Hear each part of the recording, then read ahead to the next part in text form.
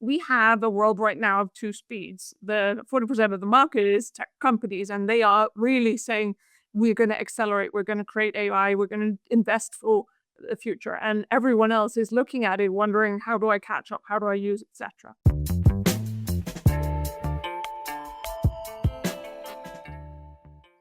Hey there, folks. Welcome to today's episode of the Strategy and Leadership Podcast presented by SME Strategy. My name is Anthony Taylor. I'm so excited to share with you our guest today. You know, one of the things we really aim to do at the podcast is have folks who have walked the walk, not just talk the talk. And so to be able to work in various industries, to be able to help people accomplish things. And so as a leader, it'd be so much easier if you could just get people to do exactly what you wanted them to do all the time.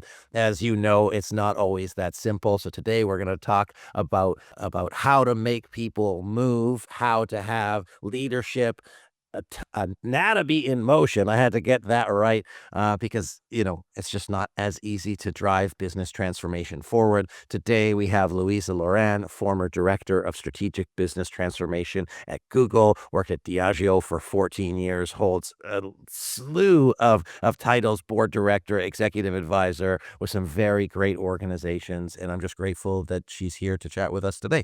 So, Louisa, thanks for joining us on the podcast today. Thank you so much, Anthony. Great to be here. So anything that I missed about your bio, anything that you're particularly proud of for yourself, anything that you want to highlight that maybe I didn't get a chance to? Well, I think, as you said, my career is built across very, very diverse industries, and people, they always surprised, why do you spend 13 years in consumer brands and lifestyle? Then you move to operations at Maersk, then you move into Google and complement that with an academic board role, etc. But but for me, the common thread is there. The common thread is really being really curious about what drives the market next, being able to catch those and strategically go after them, move organizations, whether it's segmentation, whether it's structuring, build new products, all these things. And probably most differentiating is finding the courage within leaders to go after it. So it doesn't just become an idea or a vision, but actually the people who are there, that they want to move and go after it. Excellent. So let's talk about that. There's a lot of talk about like leadership as leadership, and there's soft fuzzy leadership. That's the leadership that works. There's the practical kind of operation systems part of innovation and capturing opportunities. Some might derive from market research or trends and that kind of stuff.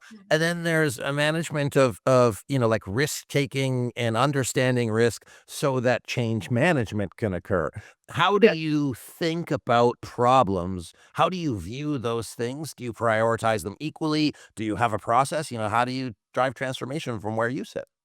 Yeah, no, I think my understanding of this is, of course, built by many, many different lenses of the world and seeing what works, less so than which theory that it anchors to. But I think it's more about a behavior and wanting to be curious about the future, being curious about who can contribute, being decisive about your prioritization, and being willing to transform yourself within.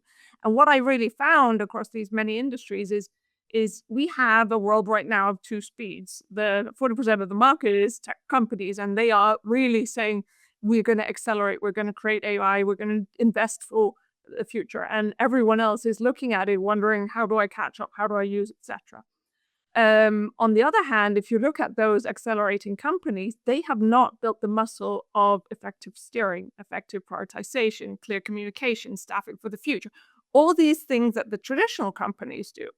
And so I really look at these multiple dimensions and say, how do we all learn to see the potential faster? How do we all learn to expand and collaborate? How do we all learn to prioritize? And as said, most importantly, how do we find ourselves relevant in that future?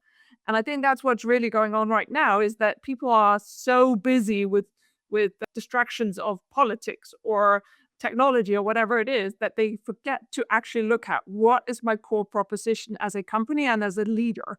What am I adding of value, and how do I deploy that in a new setting?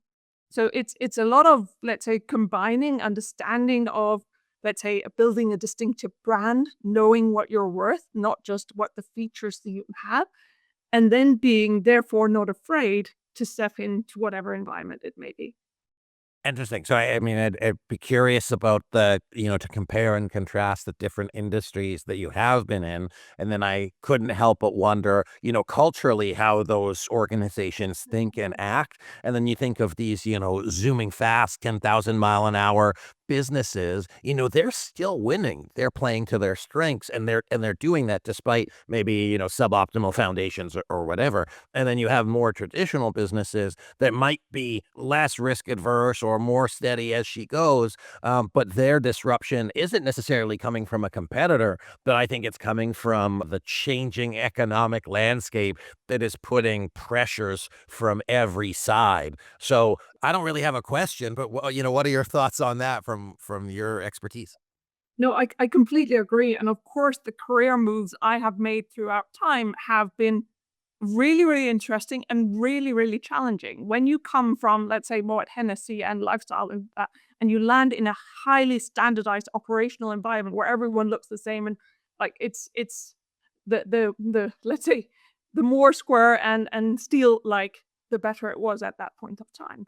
But understanding how to speak the language of that organization and understanding what complementary skill one has is where the true value comes. And equally, when I moved into the world of Google, I have spent decades writing digital transformation papers and driving e-commerce department platforms, etc. But I think what is interesting is you read these things, you build plans, but once you're on the inside, you realize how fundamentally different. It's almost like a difference in philosophy. So you need to be willing to unlearn, you need to be willing to challenge your own assumptions before you can then start shaping new patterns forward. And I think that's one of the problems we have with where the world is now, is that people are so convinced that they are right and so reinforcing their own behaviors instead of saying, actually, what could be an old narrative that I'm holding on to? I find that fascinating because, as we facilitate strategic planning, we go in organizations, come in 2, 3 days, help them align, and it's very short. We're not there for the length of that journey.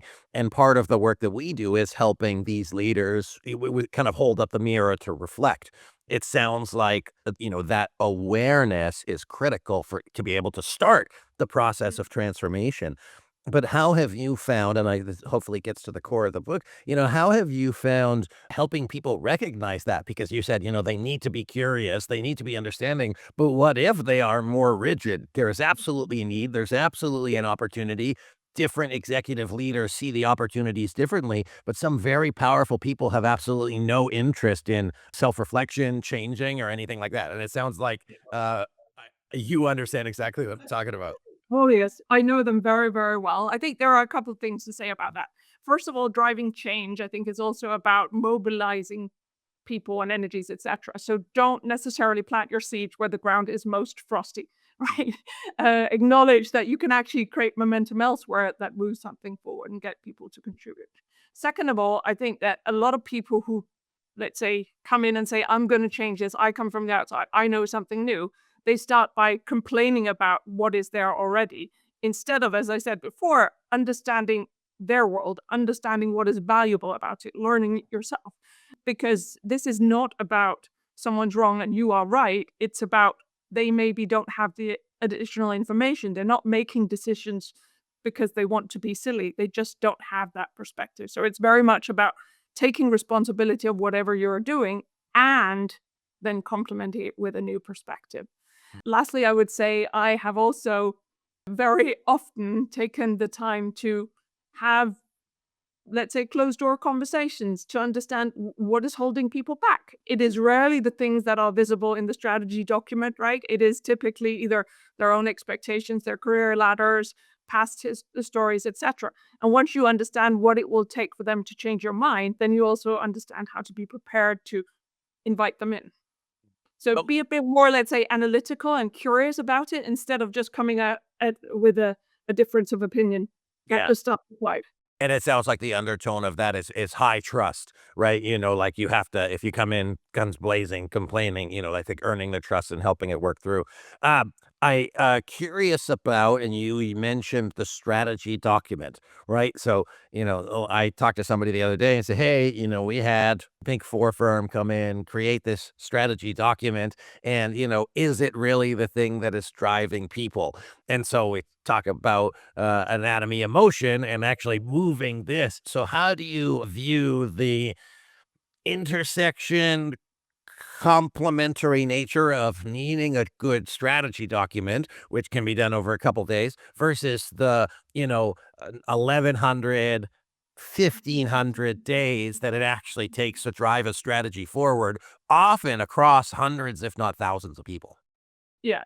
Yeah. I think, I mean, my experience of driving change within Maersk, coming in complementary skills, being there at the right time and right place to be part of the team that redefined that company from being a conglomerate of asset management to being more an integrator of logistics.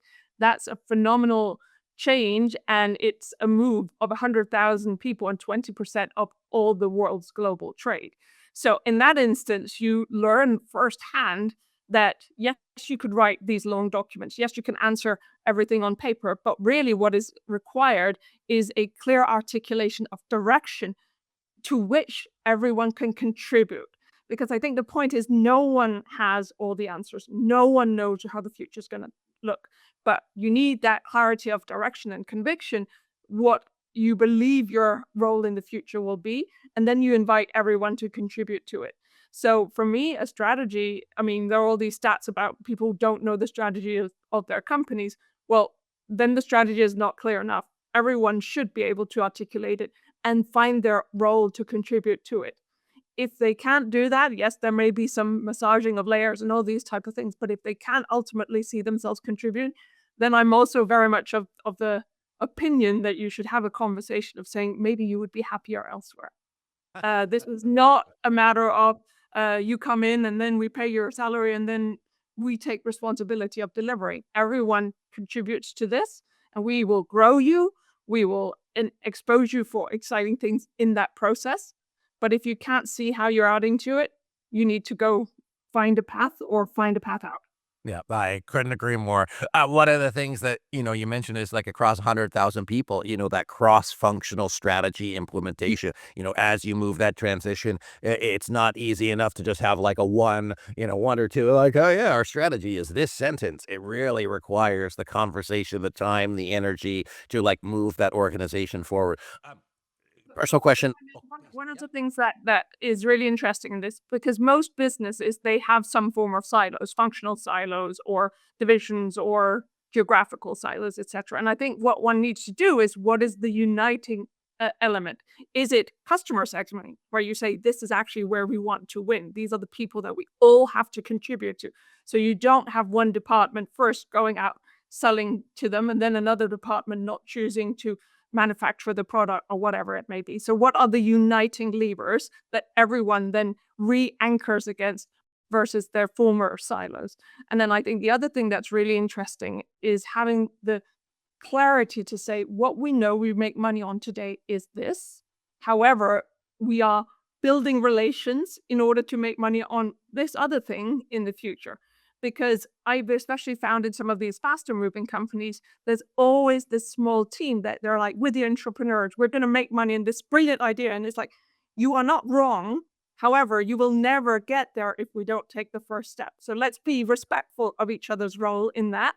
And if a business can't articulate that near and longer term ambition, then probably someone else is looking to disrupt them and eat that cake for them. Mm. Let me ask you about those silos, the entrepreneurial nature, and let's say, with this like common objective. Do you see it? Let's say you have four teams or four functions or whatever. Do you see all four functions going after the thing, or do you see the four functions needing to align in order to be able to support each other to deliver that thing? I know that might be a broad question, but Yeah, I think the point is one needs to have an awareness of where the company expects to make money and deliver services in the future.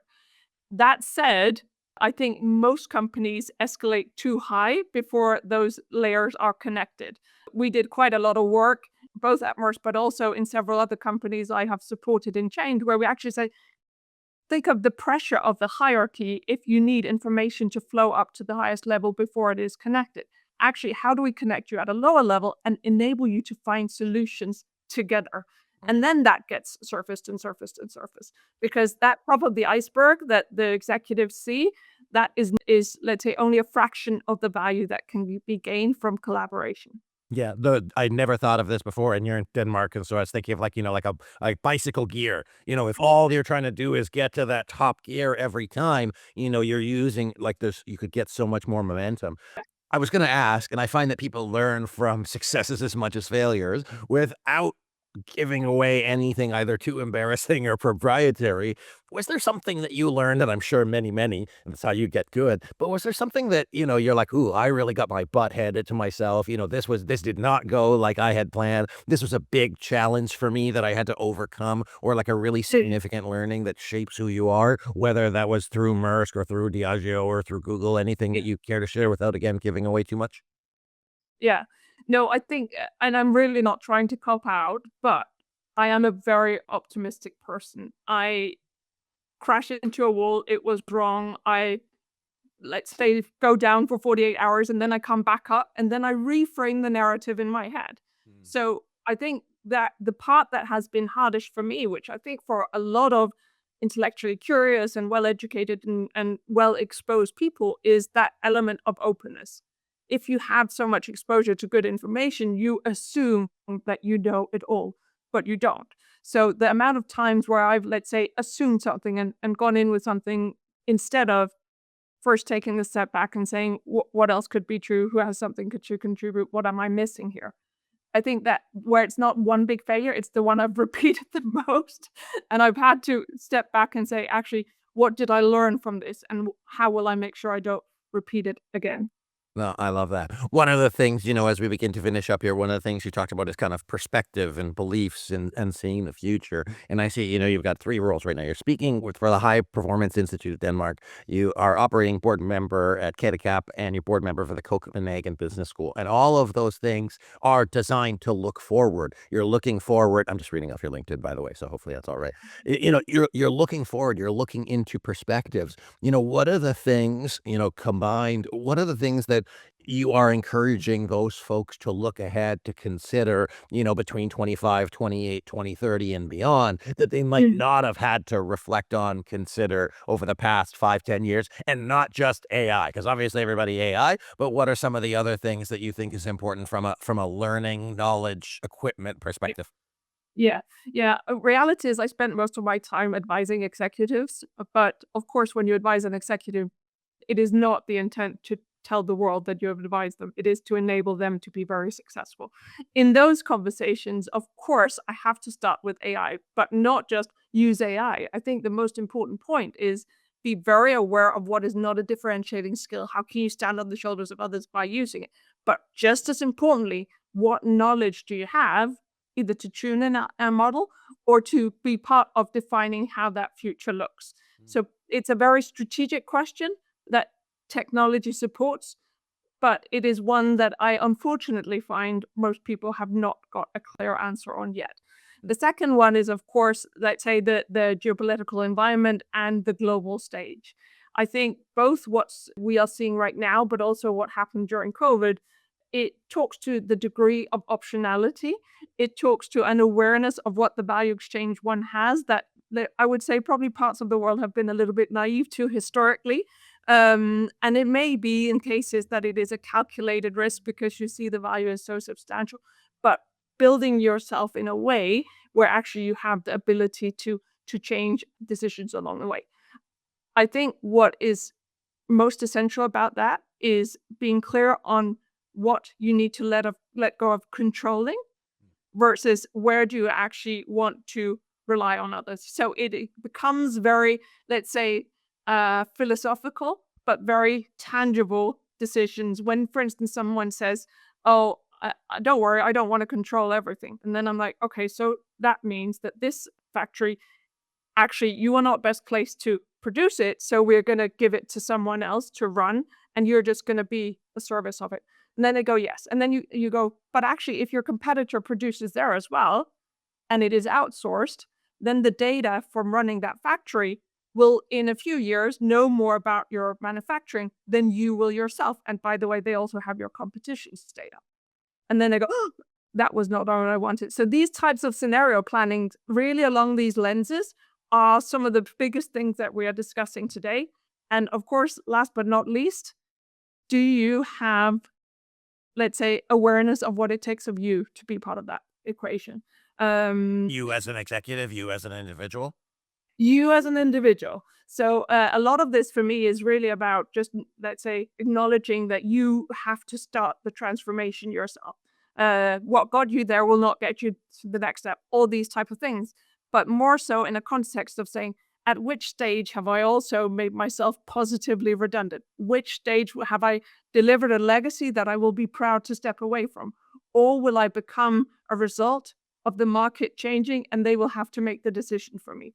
So a lot of scenario planning of what could one's career trajectory look like and what steps would one need along the way and what teams are required to do that. Mm. I think it's fascinating. So, one of the things was and I can't remember the exact word of the second thing, the philosophical questions, the reflections, and does everybody have that same philosophical perspective as an executive team, 10, 15, 20 people? If different people have different philosophies, there's misalignment, you're going to prioritize different things. And then, some sort of planned obsolescence for oneself as a leader. I think are times, still are people who want to make themselves essential. And what I hear you say, it's actually the opposite. If the business can't run without an individual, you haven't built a business. And so, like, how can you reflect on the systems, the processes, and structures so that you can move with the change versus having to respond to it?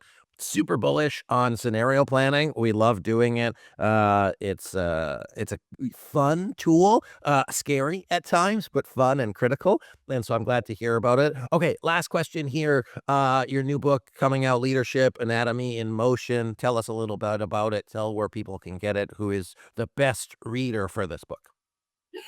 Yeah, of course, I would say when you have been privileged to be exposed to so many meeting rooms, conversations, reflections, etc., there comes a point where you're like, I don't just want to share this in the meetings I'm brought into. How do I get it out there wider? How do I enable more people to thrive in ambiguity and create that let's say value for their business at the same time? So I would say it probably has two audiences. It's the aspiring leader, those who don't understand why the world operates the way it does, have come in and think they have all the answers, but it's not working. So give them a bit of reality check and some experience sitting next to them. And then, of course, the top executives who have the control of defining this way forward, who probably don't have people around them who are, let's say, who have as little at risk and therefore maybe are not telling them some of the things that they haven't posed the question to, but maybe they need a friendly nudge to.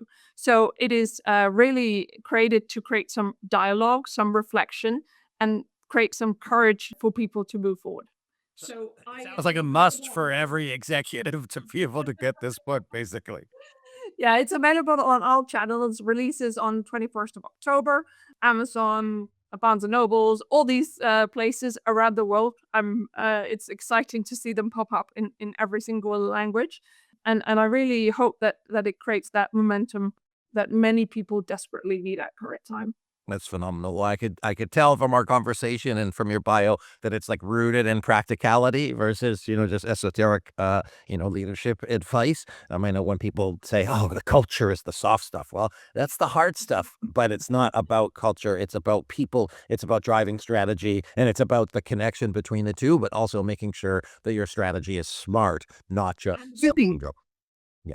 And winning. And winning. Yes. Who doesn't want to win? So, in addition to the book, where can people connect with you? Where can they learn more about your work? Where can they connect with you on LinkedIn or otherwise? On LinkedIn, of course, Louisa Loran, and on the URL, louisaloran.com. Excellent. Fantastic. Louisa, Tuck, thank you for being here. It's been a pleasure. Just thanks for sharing with us today. My pleasure. Folks, my guest today, Louisa Loran, sharing her experience leading transformations across sectors, across industries. One of the things I'm taking away is just your ability to make the right changes at the right time, but also considering all of the different factors that might impact it in being successful and recognizing that in addition to a strategy, you need the people behind it. So pick up the book when it's out, connect with her on LinkedIn. If you enjoyed today's episode, be sure to subscribe, like, share with your executive team. One of the things I'm going to do following this, I'm going to send it to one of my clients to listen to so that they can have a conversation around it. And I think it's just a great opportunity, not necessarily to find an answer, but to open up a conversation about what's possible and what winning could be for your organization in the future. So, Louisa, thank you again for being here. Folks, my name is Anthony Taylor. This has been the Strategy and Leadership Podcast. I appreciate you being here, appreciate you listening. Until next time.